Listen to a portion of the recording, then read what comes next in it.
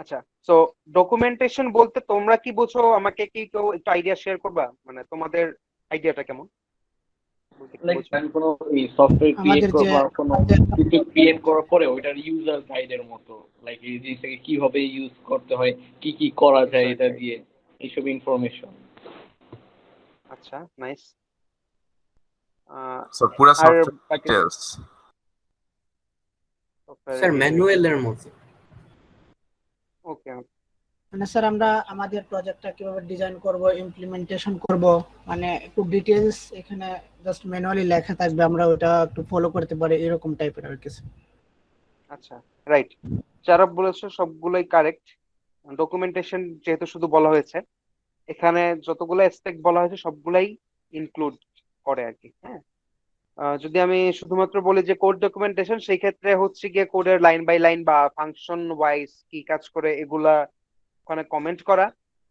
যদি আমি প্রজেক্ট বা সিস্টেমের পার্সপেক্টিভ থেকে বলি, সিস্টেমটা কিভাবে কাজ করছে বা কিভাবে করবে মানে ইন ফিউচার, এইটারও একটা রাইটিং বা এটারও একটা ডকুমেন্ট তৈরি করা, এটাকেই বলে ডকুমেন্টেশন। সো কেন আমরা এটা পড়তে চাই বা এই লেসনটা কেন ইম্পর্টেন্ট? বিকজ তোমরা যখন কোনো একটা সিস্টেমের ইউজাবিলিটি এনশিওর করতে চাবা, অবভিয়াসলি এটার একটা ডকুমেন্টেশন খুবই খুবই ইম্পর্টেন্ট, একটা রিটেন বা ফর্মাল ডকুমেন্টেশন। আর মেইনটেনেবিলিটি যেটা, অর্থাৎ একটা সফটওয়্যার ডেভেলপ করার পরে আহ, এটার মেইনটেইন করা বা মেইনটেনেন্স সম্পর্কে আমরা অলরেডি দেখেছি। এটা কমেন্ট করা, কোড কমেন্ট করার ব্যাপারটা যেরকম থাকতে পারে, কোনো একটা চেঞ্জ যদি করা হয় ওইটার একটা লগ রাখা, এটাও এক ধরনের ডকুমেন্টেশনের মধ্যে পড়ে। ফুল মেইনটেনেন্স পিরিয়ডে তোমার যে মেইনটেনেবিলিটিটা ওটা যদি এনশিওর করতে চাও, প্লাস ইউজাবিলিটি, দুইটার ক্ষেত্রেই তোমার ডকুমেন্টেশনটা অনেক বেশি ইম্পর্টেন্ট। ফর্মালি বললে, software documentation is a written text or illustration that either explains how the software operates, এটা একটা site, or how to use it। ঠিক আছে?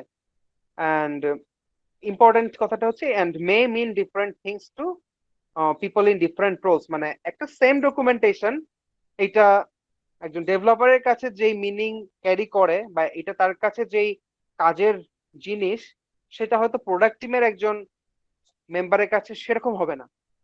সে ওটাকে ডিফারেন্ট একটা মিনিং এ নেবে। বিজনেস অ্যানালিস্ট হয়তো সেটাকে আরেক মিনিং এ নেবে। জিনিস একটাই, বাট এক একজনের কাছে এটার মিনিং এক এক রকম। সো সফটওয়্যার ডকুমেন্টেশনের যে টাইপ গুলো রয়েছে সেগুলো হচ্ছে রিকোয়ারমেন্ট স্পেসিফিকেশন, যেটা আজকে আমরা দেখার ট্রাই করব। দেন আছে আর্কিটেকচার বা ডিজাইন, যেখানে অনেক বেশি ডায়াগ্রাম চলে আসে। তোমরা তোমাদের এসএডি কোর্সে activity diagram, data flow diagram, then database কোর্সে ইআরডি এগুলো পড়েছো আই হোপ। সো ওই টাইপের ডায়াগ্রাম গুলো এই আর্কিটেকচার বা ডিজাইন ডকুমেন্টেশনে চলে আসে। টেকনিক্যাল ডকুমেন্টেশন হচ্ছে সোজা কথায় কোডের ডকুমেন্টেশন, এখানে বেশি কিছু বলার নেই। এন্ড ইউজার ডকুমেন্টেশন হচ্ছে এক টাইপের ইউজার গাইড। তোমরা গিটহাবে অনেক প্রজেক্টে দেখবা রিডমিতে বলে দেওয়া থাকে কিভাবে এটাকে প্লাগ ইন প্লে ভাবে ইউজ করা যায়। আই মিন জাস্ট কয়েকটা কমান্ড প্রম্পটের কমান্ড ইউজ করেই হয়তো তুমি একটা প্রজেক্ট কে ইউজ করতে পারবা তোমার মেশিনে। এরকম কিছু গাইডলাইন বলা থাকে, ঠিক আছে, ইউজাররা কিভাবে সিস্টেমটাকে ইউজ করতে পারে, ওইটাই একটা এক্সাম্পল হচ্ছে এন্ড ইউজার ডকুমেন্টেশনের। মার্কেটিং ডকুমেন্টেশন, আই হোপ নাম থেকেই বুঝতে পারছো, যখন এই সিস্টেমটাকে আমরা পাবলিক ইউজের জন্য অ্যাডভার্টাইজ করব, তখন এর কোন ফিচার গুলা বা কোন ইউজ কেস গুলো আমরা তুলে ধরবো, সেটাই বেসিক্যালি তোমার মার্কেটিং ডকুমেন্টেশনের মধ্যে পড়ে। আজকে আমরা স্যার বেসিক্যালি ইন্টারেস্টেড ডকুমেন্টেশনটা কি রিকোয়ারমেন্ট। আসলে অ্যাকচুয়ালি এসআরএস ডকুমেন্টেশন যেটা ওইটাই মিনিং করে? কোনটা? স্যার আমরা পড়ছিলাম স্যার এসআরএস ডকুমেন্টেশন, মানে স্যার ওইটাই কি মিনিং করে নাকি স্যার? ওইটা কোনটাকে মিনিং করে? এখানে তো পাঁচটা কথা বললাম, কোনটার কথা বলছো? স্যার এসআরএস ডকুমেন্টেশন স্যার সবগুলাই এখানে চলে আসে স্যার, ইনক্লুড হয়ে স্যার। না না, মানে স্যার এসআরএস এখানে যে এটা অপশনগুলো আছে এটা স্যার মানে সবগুলা মিলিয়ে এসআরএস ডকুমেন্টেশনটা মিন করে কিনা? আচ্ছা, না, স্যার এসআরএস টা পরে হ্যালো, রিকোয়ারমেন্ট স্পেসিফিকেশনের মধ্যে। হ্যাঁ বলো। স্যার, আমাদের এসআরএস ডকুমেন্টটা স্যার আমাদের যেটা বলছে সেটা হচ্ছে যে এসআরএস ডকুমেন্ট হচ্ছে সফটওয়্যার রিকোয়ারমেন্ট স্পেসিফিকেশন, ওটার মধ্যে শুধু প্রথমটাই পড়ে স্যার আপনার স্লাইডে। এক্স্যাক্টলি। সৌরভ যেটা বললো, মানে তোমার এসআরএস পরে হচ্ছে রিকোয়ারমেন্ট স্পেসিফিকেশনে, যেটা আমরা আজকে দেখবো।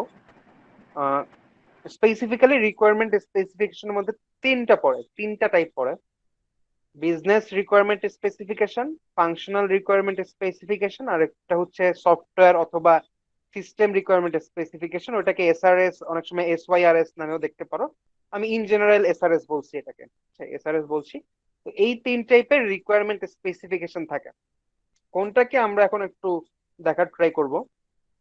বাকি যেগুলো আছে, বাকি চারটা আসলে কয়েক লাইনে বোঝায় ফেললেই বোঝানো যাবে, এটা আমরা নেক্সট ক্লাসে দেখবো। বাট আজকে আমরা ইন্টারেস্টেড হচ্ছে এই রিকোয়ারমেন্ট স্পেসিফিকেশন গুলা বলতে অ্যাকচুয়ালি কি বোঝায়, সেগুলোর একটা যতটুকু পারা যায় হাই লেভেল একটা আইডিয়া নিব আমরা। তো first of all, business requirement specification এইটা হচ্ছে গিয়ে, তোমাদের যদি মনে থাকে, আমরা প্রথম দিকের ক্লাসগুলোতে আমাদের প্রজেক্টের একটা আউটলাইন দেখেছিলাম, বা কোনো একটা ইন্ডাস্ট্রিতে রিসোর্স গুলো কিভাবে ডিস্ট্রিবিউটেড থাকে এটা আমরা দেখেছিলাম। অনেকগুলো টিমের নাম বলেছিলাম। First of all business team, then বা মার্কেটিং টিমও বলে ওটাকে, দেন প্রোডাক্ট টিম, দেন হচ্ছে ডেভেলপার, তার মধ্যে টেস্টারও থাকতে পারে। তো এরকম কিছু টিমের নাম আমি বলেছিলাম। তো একজন ক্লায়েন্ট যখন তার ইন্টেনশনটা নিয়ে বা তার যে সফটওয়্যারের একটা আইডিয়া নিয়ে আসে কোনো একটা সফটওয়্যার ডেভেলপমেন্ট ইন্ডাস্ট্রির কাছে, তারা অবভিয়াসলি অ্যাপ্রোচ করবে বিজনেস টিমকে। ঠিক আছে? তো ক্লায়েন্ট কারা? ক্লায়েন্ট হচ্ছে যাদের কোনো টেকনিক্যাল নলেজ সেভাবে নেই, আমরা ধরে নিই। তারা তাদের ভাষায়, তাদের মন থেকে যতটুকু তারা বোঝে, তাদের এক্সপেকটেশনটা বা তাদের ইন্টেনশনটা তারা এক্সপ্রেস করবে বিজনেস টিমের কাছে। সেটা রিটেন একটা ডকুমেন্টেশন হতে পারে, বা সেটা তাদের ইনফর্মাল ল্যাঙ্গুয়েজে একটা বলা ডকুমেন্টেশন হতে পারে। ইনফর্মাল বিজনেস টিমের কাজ হচ্ছে ওইটাকে একটা ফর্মাল ফর্ম দেওয়া। ক্লায়েন্টের যে রিকোয়ারমেন্ট গুলো সে নিজের ভাষায় বলেছে, সেগুলোকে বিজনেস টিম কি করে, একটা পার্টিকুলার ফর্ম দেয়, যেটাকে আমরা ফর্মাল একটা রিপ্রেজেন্টেশন বলতে পারি অফ দা ক্লায়েন্টস রিকোয়ারমেন্ট। ওইটাই হচ্ছে কি বিজনেস রিকোয়ারমেন্ট স্পেসিফিকেশন, যেটা ফুললি রিফ্লেক্ট করে ক্লায়েন্ট কি চাচ্ছে। ঠিক আছে? এখানে এটাই বলা হচ্ছে, BRS is a formal document which specifies the needs given by the customer. And বুঝতেই পারছো, এটা আসলে সফটওয়্যার ডেভেলপমেন্ট লাইফ সাইকেলের একেবারে শুরুর দিকে করতে হয়। মানে প্রথম কাজই তো হচ্ছে ক্লায়েন্ট একটা সফটওয়্যার ডেভেলপ করার জন্য বা তার একটা এক্সপেকটেশন নিয়ে আসবে, তাই না? এটাই তো প্রথম কাজ। আমরা যেই সফটওয়্যারটা ডেভেলপ করবো ওই আইডিয়াটা নিয়ে আসবে। সো এটা হচ্ছে একেবারে প্রথম দিকে হয়, শুরুতে। কারা করে? বিজনেস টিমের মানুষজন, যাদেরকে আমরা বিজনেস অ্যানালিস্ট বলি, তারাই এই কাজটা করে, depending on the stakeholders specification. তো আমাদের ইন্ডাস্ট্রিতে স্টেক হোল্ডার বলতে বেসিক্যালি ক্লায়েন্টদের বোঝায়। তো তাদের স্পেসিফিকেশন বা এক্সপেকটেশন অনুযায়ী বিজনেস অ্যানালিস্ট যারা আছে তারা একটা ফর্মাল রিপ্রেজেন্টেশন তৈরি করে। ঠিক আছে? তো এখানে আসলে আর খুব বেশি কিছু বলার নেই। একেবারে শুরুর দিকে এই ডকুমেন্টেশনটা তৈরি করা হয়, এবং বিজনেস টিমের যে অ্যানালিস্টরা আছে তারাই ক্লায়েন্টের রিকোয়ারমেন্ট গুলো শুনে বা দেখে এই ফর্মাল একটা স্পেসিফিকেশন তৈরি করে। স্যার এখানে কি রিকোয়ারমেন্টের কস্ট এগুলা জিনিস থাকে? কি থাকবে? আর রিকোয়ারমেন্টের কস্ট কত লাগতে পারে, তারপর হার্ডওয়্যারের কস্ট? এগুলো তো আসলে অ্যানালাইসিস না করে বলা যাবে না, বাট মানে অ্যানালাইসিস পার্টটা বিজনেস রিকোয়ারমেন্ট স্পেসিফিকেশনের মূল উদ্দেশ্য না। এটার উদ্দেশ্য হচ্ছে ক্লায়েন্ট যেগুলো বলেছে এগুলাকে অনেকটা কি করা, ডকুমেন্ট করা বা সেভ করে রাখা, স্টোর করে রাখা। হ্যাঁ, অ্যানালাইসিস এর কাজটা বেসিক্যালি তোমার এসআরএস, অনেক কিছুটা এফআরএস এ করা হয়, যেটা আমরা সামনে দেখবো।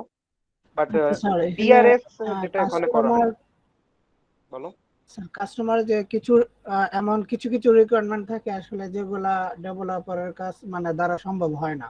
তো সেক্ষেত্রে স্যার যে বিজনেস টিমের যারা আছে তারা আসলে কিভাবে মানে কাস্টমার মানে বুঝবে যে আসলে এটা পসিবল না, বা তারা তো কাস্টমারকে এটা মানে বলতে হবে যে না এটা পসিবল হবে না, আপনি যে ফিচারটা চাচ্ছেন আসলে এটা সম্ভব না। মানে তখন তো তারা তো তাদের তো আসলে কোড সম্পর্কে জানা না, বা তারা কোনো মানে ডেভেলপমেন্টও করে না। তাহলে তারা স্যার মানে কাস্টমারকে কি পরে জানাই দেয় নাকি, মানে এটা আসলে কিভাবে হয় স্যার? হ্যাঁ, তারা বুঝবে না, এটাই। তো যারা মানে বিআরএস তৈরি করে তাদের ওই আইডিয়া নাই। তাদের শুধুমাত্র আইডিয়া আছে কিভাবে কাস্টমারের ইনফর্মাল রিকোয়ারমেন্টকে ফর্মাল বিআরএস ফর্মে আনতে হয়। এই আইডিয়াটা তাদের আছে। পিআরএসটা তৈরি হওয়ার পরপরই সেটাকে পাস করা হয় হচ্ছে বাকি টিমের কাছে, প্রোডাক্ট টিম, দেন প্রোডাক্ট থেকে ডেভেলপার টিম, তাদের কাছে পাস করা হয়। তো যখনই পাস করা হয় তারা হচ্ছে গিয়ে, মানে সাইফুলের অ্যান্সারটা এখনই পেয়ে যাবে আর কি। তো তারা তখন বসে একটা ফাংশনাল রিকোয়ারমেন্ট স্পেসিফিকেশন বানানোর জন্য। ফাংশনাল রিকোয়ারমেন্ট স্পেসিফিকেশন বা এফআরএস, এইটা কি? এইটা basically developer, tester, product team এই মানুষজন মিলে বানায়। তারা বেসিক্যালি দেখার চেষ্টা করে যে ইউজার তো দিয়েছে, তাদের মন মতো কিছু রিকোয়ারমেন্ট দিয়েছে, বুঝে না বুঝে দিয়েছে। তো এইগুলো জিনিসগুলো ইমপ্লিমেন্ট করার জন্য কি কি ফাংশনালিটি ডেভেলপ করার প্রয়োজন তাদের পার্সপেক্টিভ থেকে, কি কি ফাংশনালিটি সিস্টেমে ডেভেলপ করার প্রয়োজন, তারা সেটা নিয়ে তখন বসে। আমি ফাংশনাল টেস্টিং করানোর সময় এই এফআরএস এর কথা বলেছিলাম। সো এইটাই হচ্ছে সেই স্পেসিফিকেশন যেখানে আমরা ফাংশন বেসিসে কি কি ইনপুট হবে এবং সেটার রেসপেক্টে কি কি এক্সপেক্টেড আউটপুট হতে পারে, এটা আমরা ঠিক করে ফেলি। ইউজার পার্সপেক্টিভ থেকে কিন্তু না, এটা হচ্ছে ডেভেলপার বা টেস্টারের পার্সপেক্টিভ থেকে যদি চিন্তা করো, কারণ এই জিনিসটা, এই স্পেসিফিকেশন তারাই বানায়।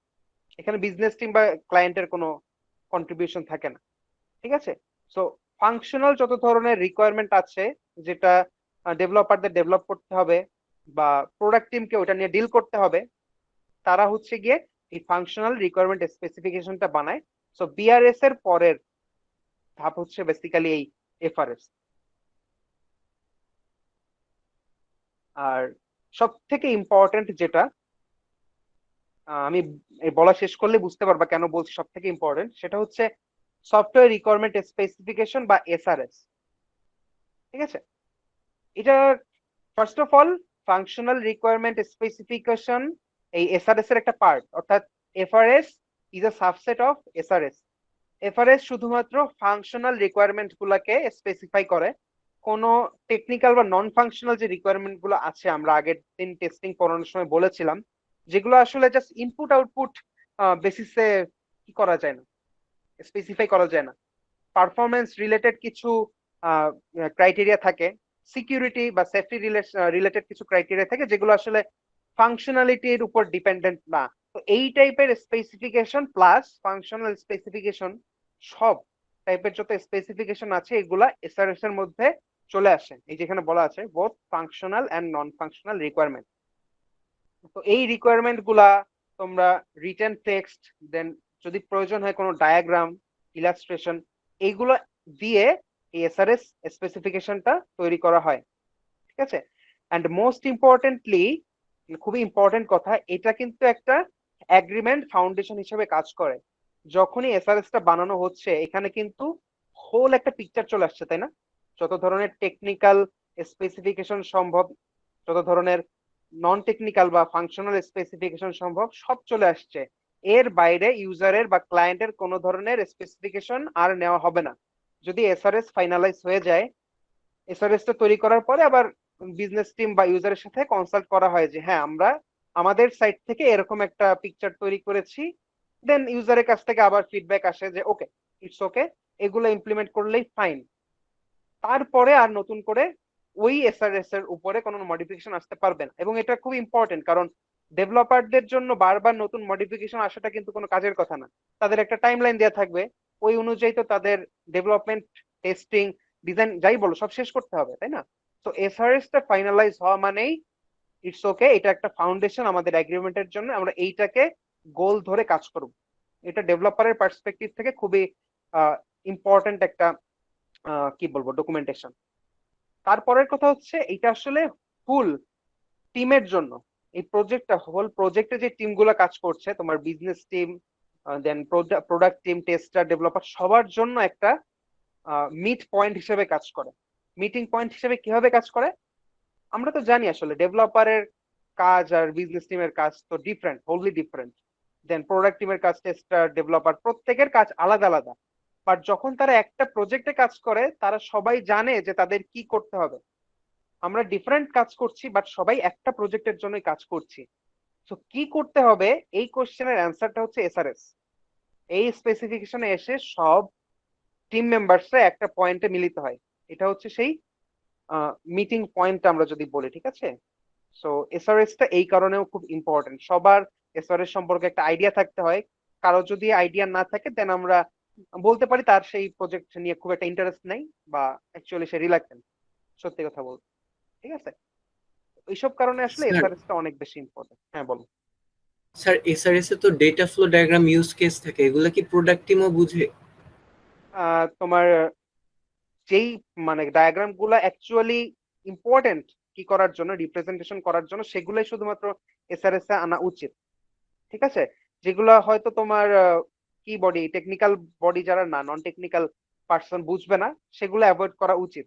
এখন এখানে একটা ব্যাপার আছে, তোমার এসআরএস এর সব পয়েন্টই যে সব মেম্বারদের বুঝতে হবে এমন কোনো ইম্পর্টেন্ট মানে কি নাই, ক্রাইটেরিয়া নাই। ইউজার যে তোমার প্রত্যেকটা ডায়াগ্রামই বুঝবে ব্যাপারটা এমন না। আমরা এসআরএস এর একটা এক্সাম্পল দেখি তাহলে একটু ক্লিয়ার হবে। এখানে বেশ কিছু সেকশন থাকে।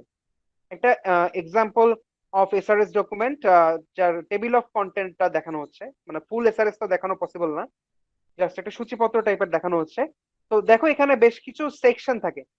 প্রত্যেকটা সেকশন সম্পর্কে প্রত্যেকের একেবারে ট্রান্সপারেন্ট বা 100% ক্লিয়ার আইডিয়া থাকবে ব্যাপারটা এমন না। বাট হ্যাঁ, এই এসআরএস টা যাতে প্রত্যেকের একটা মিটিং পয়েন্ট হয়, যার যেটা প্রয়োজন সে যাতে এখান থেকে এসে রিকোয়ারমেন্টটা বুঝে নিতে পারে, এইটা আমাদের এনশিওর করতে হবে। যেমন ইন্ট্রোডাকশনে কিছু ইন্ট্রোডাক্টরি কথাবার্তা থাকে এই হোল প্রজেক্টটা নিয়ে, যেটা আসলে তোমার বিজনেস অ্যানালিস্ট দেন সিস্টেম অ্যানালিস্ট যারা আছে সবাই মিলে এই কথাবার্তাগুলো লিখে, যার যেই পার্টের লেখার দরকার তারা লিখে আর কি। দেন একটা ওভারঅল ডেসক্রিপশন থাকে প্রত্যেকটা ফিচার এন্ডে, তারপরে ফিচার এন্ডে হতে পারে দেন এনভায়রনমেন্টাল বা থার্ড পার্টি থেকে কোন ধরনের হেল্প প্রয়োজন, এই টাইপের যে ডেসক্রিপশন গুলো, বা বিভিন্ন অ্যাসাম্পশন থাকতে পারে প্রজেক্টের উপরে, ফিউচার অ্যাসাম্পশন, যেগুলো ধরে নিয়ে প্রজেক্টটা আমরা শুরু করি। তো এই টাইপের ডেসক্রিপশন গুলো এখানে ক্লিয়ার করা হয়। দেন ফাংশনাল রিকোয়ারমেন্ট যেটা বললাম, এই এসআরএস ফাংশনাল নন ফাংশনাল দুই টাইপের রিকোয়ারমেন্টই কভার করে। সো এই একটা সেকশন থাকে যেটা ফাংশনাল রিকোয়ারমেন্ট নিয়ে কথা বলে। দেন কিছু এক্সটার্নাল ইন্টারফেস রিকোয়ারমেন্ট থাকে, যেমন হচ্ছে ইউজার ইন্টারফেস এর যে ডেসক্রিপশন বা UI, hardware interface, software interface, then communication interface যদি প্রয়োজন হয় ওই প্রজেক্টে, সেইটার একটা কি থাকবে, স্পেসিফিকেশন থাকবে। And finally non functional requirement গুলো, যেটা বললাম পারফরমেন্স বেসিসে যেগুলো আমরা স্পেসিফাই করি, performance requirement, security, safety, quality, এই টাইপের যে এক্সপেকটেশন গুলো আমরা হচ্ছে গিয়ে প্রজেক্ট থেকে ফুলফিল করতে চাই, সেই স্পেসিফিকেশন গুলো এখানে ফর্মালি কিন্তু চলে আসে। ঠিক আছে, ফর এক্সাম্পল আমি আগের দিনে যে লোড টেস্টিং এর কথা বললাম না, হাইয়েস্ট কতজন এক্সপেক্টেড ইউজার আমরা আশা করছি আমাদের ড্যাশবোর্ডে এট এ টাইম থাকতে পারবে, এরকম একটা ক্রাইটেরিয়া কিন্তু এখানে ইনক্লুড করতে পারে। হাইয়েস্ট লোড কত হবে, বা আমরা কি কত চাচ্ছি আর কি, স্পিড কেমন এক্সপেক্ট করছি সেই ক্ষেত্রে, এরকম বিভিন্ন ধরনের পারফরমেন্স বা নন ফাংশনাল রিকোয়ারমেন্ট গুলো এখানে আসবে।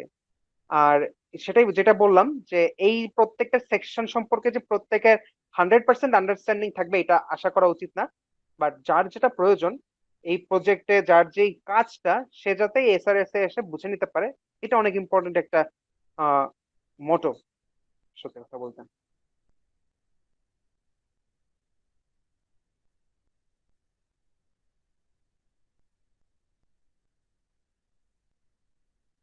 সো তোমরা ইন্ডাস্ট্রিতে গেলে এটাও দেখবা যে এসআরএস টা ফাইনালাইজ করার ব্যাপারে ক্লায়েন্টদের সাথে কয়েক সাইকেলে মিটিং হয়। হ্যাঁ, কারণ ক্লায়েন্টরাও তো তোমার হচ্ছে অবভিয়াসলি টেকনিক্যাল নলেজ রাখে না, তো তাদেরও তো রিকোয়ারমেন্ট চেঞ্জ হবে।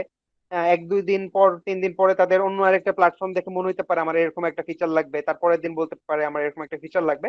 তাদেরকে একটা টাইম অ্যালাউ করা হয় আহ, কি করার জন্য। ঠিক আছে, তাদেরকে একটা টাইম অ্যালাউ করা হয়, বাট এরপরে আর বড়সড় কোনো চেঞ্জ তাদের কাছ থেকে কি করা হয় না, এসআরএস ইনক্লুড করা হয় না, যাতে মানে এটা ভালোর জন্য, ক্লায়েন্টদেরও ভালোর জন্য।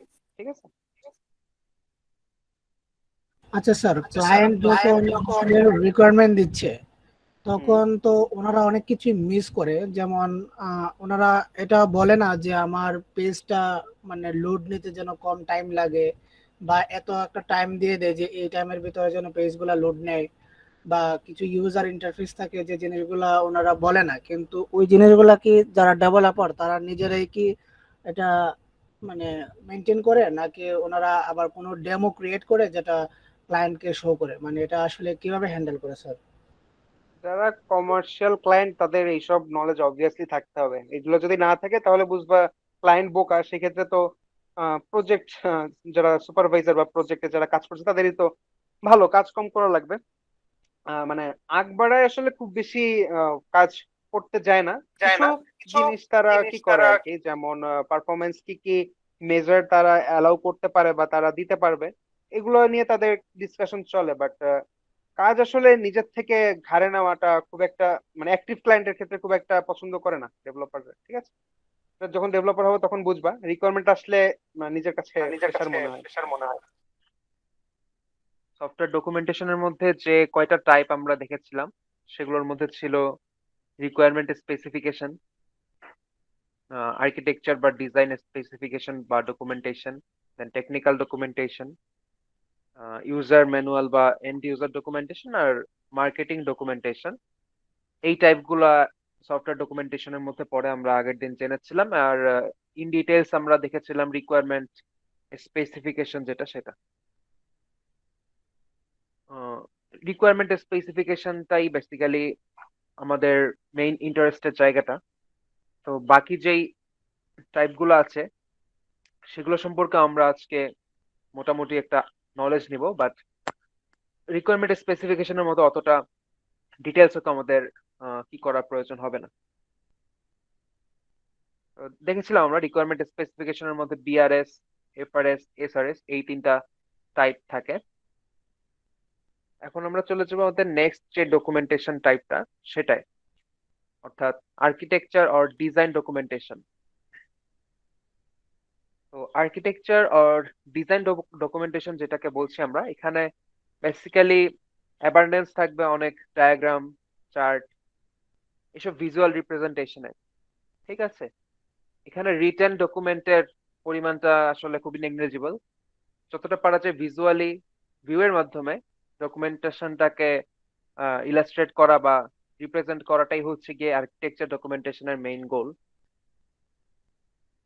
সো এটাই বলা আছে এখানে, দেখো, ইট provides a comprehensive architectural overview of the system using a number of different architectural views, okay, to depict different aspects of the system. এখানে আর্কিটেকচারাল ভিউ গুলাই আমাদের মেইন গোল। এখন তোমরা এই কোর্সে প্লাস আগের রিলেভেন্ট কিছু কোর্সে বেশ কিছু ডায়াগ্রাম সম্পর্কে জেনেছো। For example database management system কোর্সে ইআরডি সম্পর্কে আশা করি আইডিয়া হয়েছে, এন্টিটি রিলেশনশিপ ডায়াগ্রাম যেটাকে বলে। ওখানে বেসিক্যালি সিস্টেম যে ডেটাবেসটা ইউজ করে ওখানকার যত ধরনের স্কিমা, টেবিল, রিলেশন পসিবল সেগুলো ডায়াগ্রামের মাধ্যমে প্রেজেন্ট করা হয়। ওইটাকেই আমরা এন্টিটি রিলেশনশিপ ডায়াগ্রাম বলি। আমরা এই কোর্সে বেশ কিছু ইউএমএল ডায়াগ্রাম শিখেছি, for example class diagram, use case diagram. তো এগুলাও আসলে আর্কিটেকচারাল ডকুমেন্টেশনে চলে আসে। And finally system analysis and design কোর্সে হয়তো ডিএফডি বা ডেটা ফ্লো ডায়াগ্রাম সম্পর্কেও তোমরা পড়েছো। এটাও আসলে সিস্টেমের ডাটার ফ্লোটা বা ওরিয়েন্টেশন সম্পর্কে একটা বেসিক আইডিয়া দেয়। তো এই টাইপের যে ডায়াগ্রাম গুলো বা ভিউ গুলো আমাদের সিস্টেম আর্কিটেকচার সম্পর্কে কি করে আর কি নলেজ প্রোভাইড করে, সেগুলোই অ্যাকচুয়ালি আর্কিটেকচারাল বা ডিজাইন ডকুমেন্টেশনের পার্ট।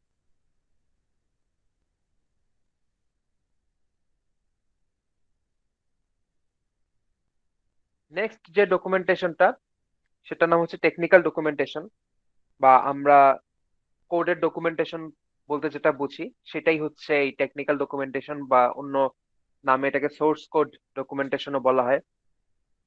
ডেভেলপার পার্সপেক্টিভ থেকে এটার ইম্পর্টেন্স আমাদের কাছে আছে। সো এই টেকনিক্যাল ডকুমেন্টেশন আসলে গুড প্র্যাকটিস গুলো কি বা অ্যাকচুয়ালি এক্সপেক্টেড বিহেভিয়ার গুলো কেমন হওয়া উচিত সেটা নিয়ে একটু আলোচনা করা যেতে পারে। ফার্স্ট অফ অল, সোর্স কোডের যে ডকুমেন্টেশন ওটার ল্যাঙ্গুয়েজ অনেক সিম্পল রাখা উচিত। ঠিক আছে, কোডের কমপ্লেক্সিটি তো আমরা কোডের মধ্যে রাখি, বাট ওই কমপ্লেক্সিটিটাকে যতটা পারা যায় ডকুমেন্টেশন করার সময় অ্যাভয়েড করাটাই বেটার।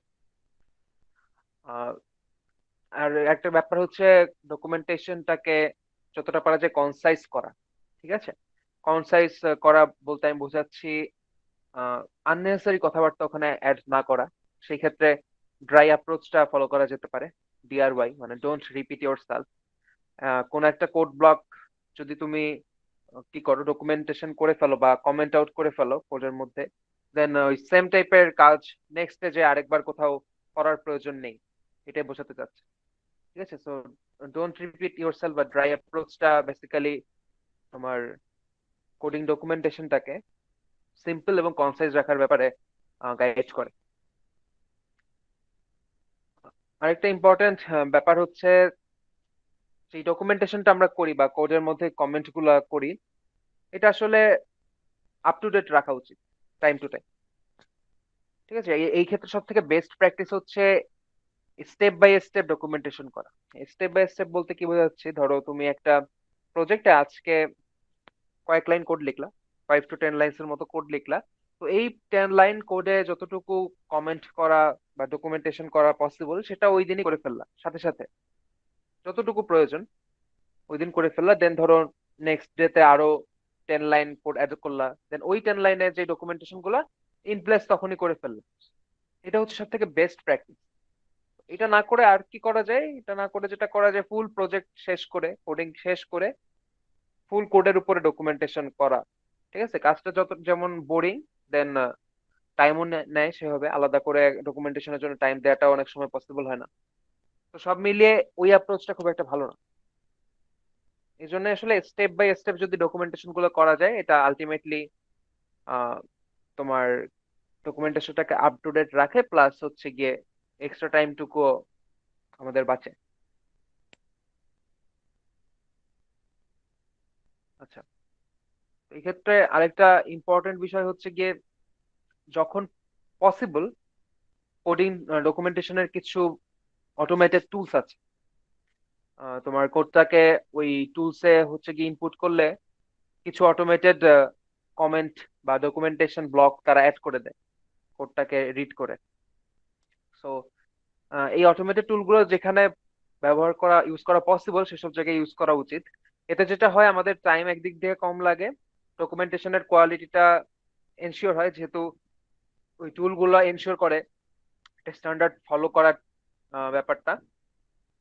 সো অটোমেটেড টুল ইউজ করলে টাইম বাঁচানো সম্ভব, ডকুমেন্টেশনের কোয়ালিটি বাড়ানো সম্ভব, এন্ড অবভিয়াসলি তুমি সেম টুল ইউজ করে পরবর্তীতে আবার সেম কোডটাকে ডকুমেন্টেশন করতে পারবা বা ডকুমেন্টটাকে আপডেট করতে পারবা। ঠিক আছে, এখানেও হচ্ছে তোমার এফোর্টটা কম দেওয়া লাগবে।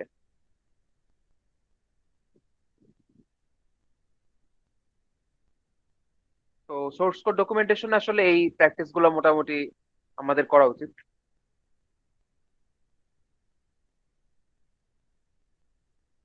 এখন যদি নেক্সট ডকুমেন্টেশনটায় যাই, এটা হচ্ছে বেসিক্যালি ইউজার এন্ড ডকুমেন্টেশন, বা আমরা যেটাকে অন্য ভাষায় ইউজার ম্যানুয়াল বলতে পারি। সোফার যত ধরনের ডকুমেন্টেশন পড়েছিলাম, এখানে আসলে ইউজার বা ক্লায়েন্টের পার্সপেক্টিভ থেকে ডকুমেন্টেশন গুলো করা হয়নি। ডেভেলপার বা সিস্টেম কিরা যারা আছে, বডি যারা থাকে, তাদের কথা চিন্তা করে ডকুমেন্টেশন গুলো করা হয়েছিল, যতগুলো ডকুমেন্টেশন সোফার পড়েছি। তো এই ডকুমেন্টেশনটা বেসিক্যালি ইউজারকে এইম করে করা, অর্থাৎ ইউজার কিভাবে এই সিস্টেমটাকে বা প্রোডাক্টটাকে ইউজ করবে সেটার একটা গাইডলাইন বলতে পারো এই ডকুমেন্টেশনটাকে। So it refers documentation for a product or service provided to the end users, যেটা বললাম। আর এটা বেসিক্যালি যেই জিনিসগুলা ইনক্লুড করতে পারে এই ডকুমেন্টেশন গুলা, ধরো কিছু স্ন্যাপশট থাকতে পারে এই ডকুমেন্টেশনে। স্ন্যাপশট বলতে আমি বোঝাচ্ছি, যদি কোন একটা মোবাইল অ্যাপ্লিকেশনের কথা চিন্তা করো, মোবাইল অ্যাপ্লিকেশনের বিভিন্ন ফিচার তুমি স্ন্যাপশট রেখে সেগুলোকে ডিসক্রাইব করতে পারো, কোন অপশন বা কোন ফিচারটা কিভাবে কাজ করে। ডায়াগ্রাম থাকতে পারে, যে ডায়াগ্রামটা হয়তো তোমার প্রোডাক্টের বা তোমার সফটওয়্যারের ফুল ওয়ার্ক ফ্লোটা দেখাই দেবে ইউজারদের কিভাবে কাজ করতে হয়। টিউটোরিয়াল থাকতে পারে, ভিজুয়াল অর টেক্সচুয়াল টিউটোরিয়াল থাকতে পারে, এটা বেশ পপুলার একটা ডকুমেন্টেশন পার্ট। তারপরে স্টেপ বাই স্টেপ গাইড থাকতে পারে, অর্থাৎ কোন কাজের পরে কোন কাজ করতে হবে।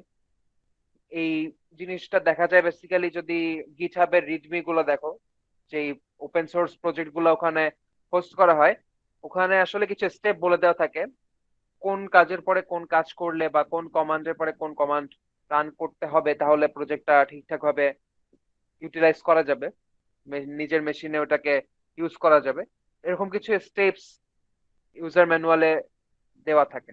ঠিক আছে, তো এটাও ইউজার ডকুমেন্টেশনের পার্ট হতে পারে।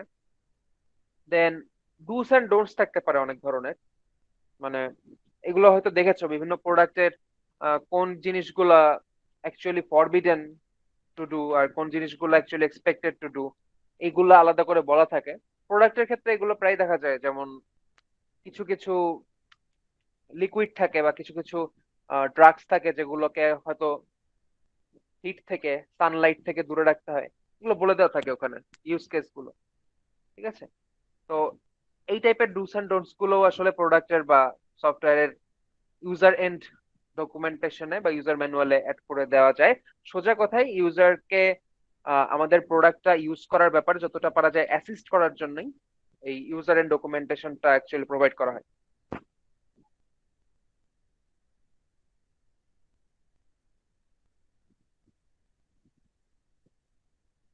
ফাইনালি মার্কেটিং ডকুমেন্টেশন, তো এইটা নিয়ে আসলে আমাদের কোর্সে খুব বেশি কিছু বলার নেই। মার্কেটিং সাবজেক্ট আছে এটার জন্য আলাদা, সো এখানে আমরা জাস্ট একটু জানতে পারি এখানে কি করা হয়। তো মার্কেটিং করা মানেই বেসিক্যালি আমাদের যে প্রোডাক্টটা আছে ওইটাকে অ্যাডভার্টাইজ করা, পোটেনশিয়াল যে কাস্টমার্স আছে তাদেরকে ওটা কেনার জন্য কি করা আর কি, আগ্রহ তৈরি করা। সো ওইটাই মার্কেটিং ডকুমেন্টেশনটা আসলে ওইসব প্রমোশনাল ম্যাটেরিয়ালস নিয়ে তৈরি হয় যেগুলো একজন পোটেনশিয়াল কাস্টমারকে এক্সাইটেড করে আমাদের প্রোডাক্টের দিকে। ঠিক আছে, তো বিজনেস টিমের মেইন কাজ হচ্ছে গিয়ে এইটা করা, মার্কেটিংটা ভালো মতো করা, মার্কেটিং ডকুমেন্টেশনটা তারা ওভাবে প্রফেশনাল ওয়েতে তৈরি করে। তো এইসব কাজ করার জন্য বেসিক্যালি একজনের বা ওই বিজনেস টিমের যেই সাইট গুলার উপরে একটু ভালো দক্ষতা থাকতে হয় বা নজর দিতে হয়, সেগুলো হচ্ছে এক্সপ্লয়েট হিউম্যান সাইকোলজি। মানে আমাদের যে হিউম্যান সাইকোলজি, এটা আসলে একটা প্রোডাক্ট কেনার ক্ষেত্রে কিভাবে কাজ করে বা অ্যাডভার্টাইজমেন্টের দিকে কিভাবে আগ্রহ তৈরি হয় একটা মানুষের, সেটা একটু স্টাডি করার বিষয়।